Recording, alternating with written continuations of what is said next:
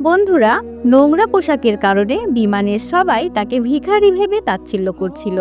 কিন্তু কিছুক্ষণ পরে পুরো বিমান কেন দাঁড়িয়ে তাকে সালাম দিতে বাধ্য হলো?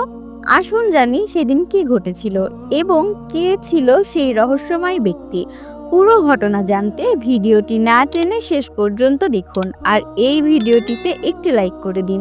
চলুন শুরু করি। বন্ধুরা, দিল্লি থেকে মুম্বাই যাওয়ার সকালের ফ্লাইট। যাত্রীদের কোলাহলের কারণে বিমানের কেবিন গুঞ্জন করছিল। কেবিন স্ক্রু ব্যস্ততার কারণে সবাইকে তাদের আসনে বসাতে সাহায্য করছিলেন। এই আধুনিকতার ভিড়ে হঠাৎ এক অসঙ্গতিপূর্ণ ব্যক্তিত্বের লোক ভেতরে প্রবেশ করলো। বয়স প্রায় 50 বছর, গাঢ় রঙের ত্বকে ক্লান্তির রেখা স্পষ্ট দেখা যাচ্ছিল। অগোছালো চুল এবং মুখে গভীর বিষণ্ণতা তাকে ভিড়ের মধ্যেও একা করে রেখেছিল। তিনি একটি পুরনো ব্লেজার পরেছিলেন, যার নিচে শার্টের ওপরের বোতাম খোলা ছিল। মুখ শহুরে মনে হলেও তার সামাজিক অবস্থান বোঝা মুশকিল ছিল। তিনি হাঁপাতে হাঁপাতে টিকিট দেখিয়ে জানালার পাশে 17 নম্বর আসনে বসে গেলেন। তাকে দেখে পাশে বসা এক আধুনিক মহিলা তাচ্ছিল্যপূর্ণ দৃষ্টিতে নাকের রুমাল চাপা দিলেন। তার চোখের ভাব বলছিল, এই লোকটি কি সত্যিই এই ফ্লাইটের যাত্রী? একজন এয়ার হোস্টেস সুহানি দূর থেকে তাকে দেখেছিল। সন্দেহপূর্ণ দৃষ্টিতে তিনি কাছে এসে বললেন, মাফ করবেন স্যার, আমি কি আপনার বোর্ডিং পাস আরেকবার দেখতে পারি? সেই ব্যক্তি শান্তভাবে হেসে বললেন, হ্যাঁ অবশ্যই নিন। Air hostess Suhani boarding pass নিয়ে সন্দেহজনকভাবে তার মুখের দিকে তাকালেন, তারপর মাথা নেড়ে ফিরে গেলেন। সেই ব্যক্তি একটি কথাও না বলে জানালার বাইরে মেঘের দিকে তাকিয়ে রইলেন।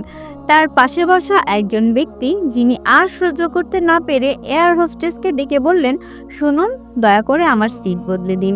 এই লোকটির থেকে অদ্ভুত গন্ধ আসছে, এভাবে পুরো যাত্রা করা সম্ভব নয়। সোহানি অসহায়ভাবে বললেন, স্যার আমি খুবই দুঃখিত, ফ্লাইট সম্পূর্ণ ভর্তি, একটিও সিট খালি নেই, আপনাকে আজ একটু মানিয়ে নিতে হবে। সেই ব্যক্তি বিরক্ত হয়ে মুখ বাঁকিয়ে আবার বসে পড়লেন। সেই ব্যক্তি আয়ান, যেন সব শুনেও না শোনার ভান করে বসেছিলেন। তার দৃষ্টি বাইরের আকাশে স্থির ছিল।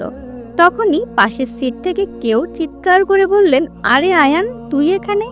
সেই ব্যক্তি অবাক হয়ে তাকালেন। চিনতে পারলি না? আমি অর্জুন, স্কুলে একসঙ্গে পড়তাম। পরিচয় পেয়ে আয়ান হালকা হাসলেন। অর্জুন বলতে থাকলেন, তুই তো কলেজের টপার ছিলি, প্রতিটি পরীক্ষায় প্রথম, আর আজ তুই নিজেকে কি অবস্থায় ফেলেছিস? এমন সাধারণ পোশাকে ইকোনমি ক্লাসে ভ্রমণ করছিস। আমাকে দেখ, একটি মাল্টিন্যাশনাল কোম্পানির সিইও, মাসের লাখ লাখ টাকা বেতন।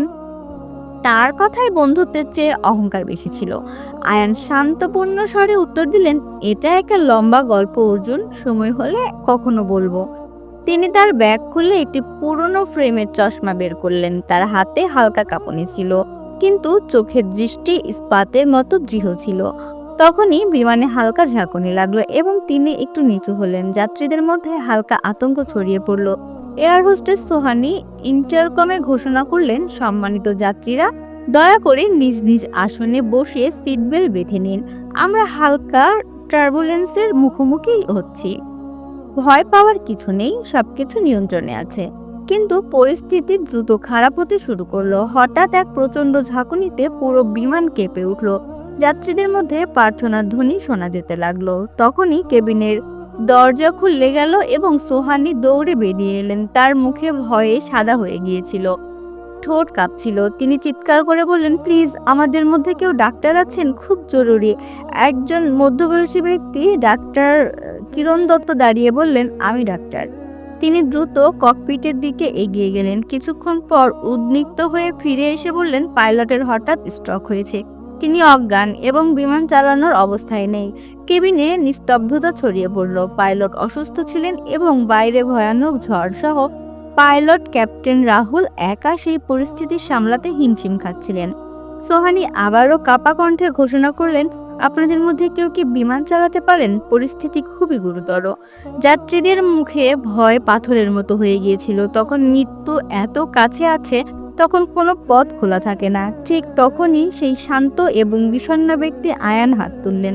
তার চোখ তখন আত্মবিশ্বাস ঝলকেছিল।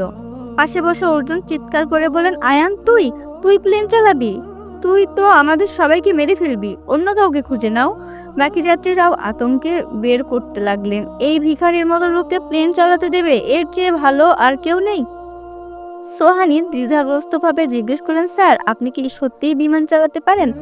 আয়ান স্থির দৃষ্টিতে উত্তর দিলেন, হ্যাঁ আমি জানি, শেষবার 10 বছর আগে চালিয়েছিলাম, তবে চেষ্টা করতে পারি। তার শান্ত কণ্ঠে এমন কিছু ছিল যে সবাই চুপ হয়ে গেল। ককপিট থেকে ক্যাপ্টেন রাহুল চিৎকার করে বললেন, যদি এই ব্যক্তি অভিজ্ঞ হন তাহলে তাড়াতাড়ি পাঠান, আমি একা সামলাতে পারছি না। আয়ান দাঁড়ালেন।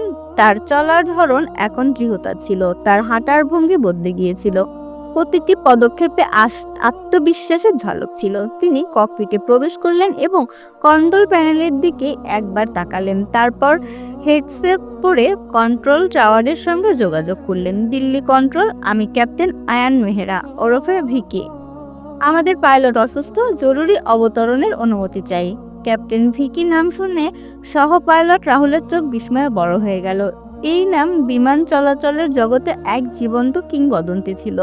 22 বছর আগে এক ভয়ানক ঝড়ে 312 জন যাত্রীকে একা নিরাপদে অবতরণ করিয়েছিলেন এই ব্যক্তি, যখন তার বয়স ছিল মাত্র 28 বছর। কিন্তু 10 বছর আগে একটি যান্ত্রিক ত্রুটির কারণে তাকে সাসপেন্ড করা হয়েছিল। সেদিন তিনি বলেছিলেন, আমার অপেক্ষা শেষ হবে। এই খবর কেবিনে ছড়িয়ে পড়তেই যারা কিছুক্ষণ আগে আয়ানের অপমান করছিল তাদের মুখ লজ্জায় লাল হয়ে গেল।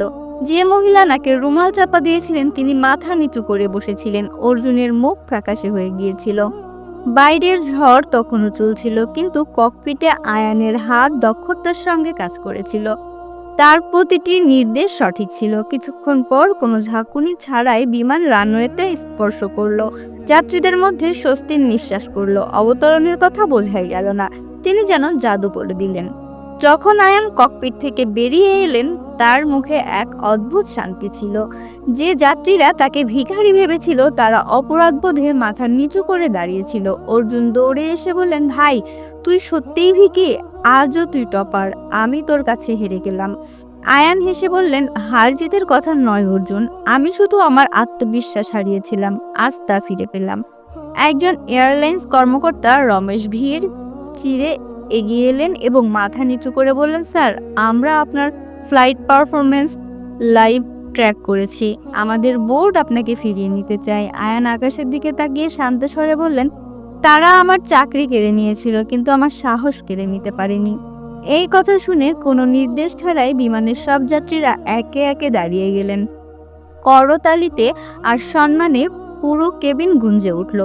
যিনি কিছুক্ষণ আগে তাচ্ছিল্যের পাত্র ছিলেন তিনিই আজ আকাশের সত্যিকারের নায়ক হয়ে উঠলেন।